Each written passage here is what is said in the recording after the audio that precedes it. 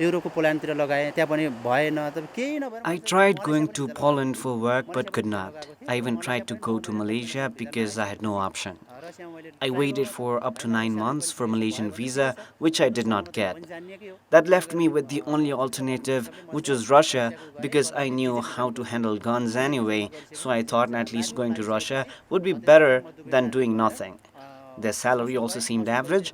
I applied for visit visa. I reached Moscow through Dubai as transit. The Moscow immigration sent many like me back home, but somehow I made it through. I think it was meant to be. Me and a friend of mine stayed at a hotel the first night. The next morning, we went to the army barrack. An officer took our passport and asked us where we were from. After knowing that we were from Nepal, he made us sign some documents, and then we were recruited in the Russian army a few hours later.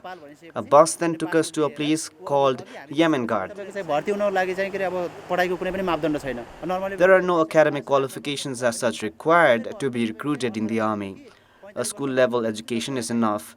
As for age, they usually say 18 to 45 years is required, but I know there were men as old as 55, so anyone who is healthy was good enough to be recruited, even if they were 60 years old. X ray हुन्थ्यो अनि blood तान्थ्यो As for medical requirement, they conducted a chest x-ray and drew our blood. That's it, nothing else.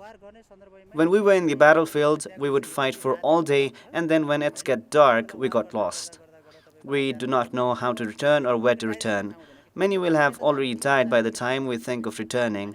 When we lose sense of direction, we can end up on the Ukrainian side, and that's when they take us as hostage. मैले त ज्यानको माया मारिसकेको थिएँ म नेपाल फर्किँदैन अब I had given up on my life. I felt like there was no returning. I thought it was the only a matter of time before I died. That's also why I was active on social media platforms like TikTok. It was to avoid going into depression.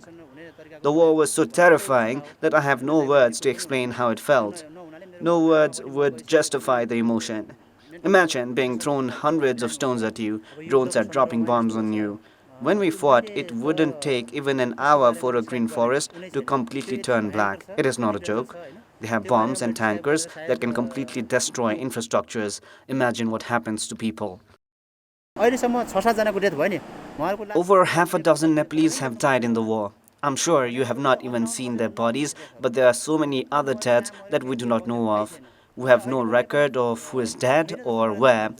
I still cannot believe I'm in Nepal. It still takes me time to process the whole experience, so I cannot give any suggestion about how to repatriate all those who are still there.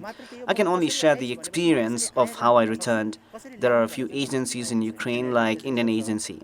I hear there's also a Nepali agency. Those who are looking for an option can contact them. Luck can also play a part. If we can somehow cross the immigration and reach Russia, which in itself is a difficult task, we can return Nepal. Luck plays a part.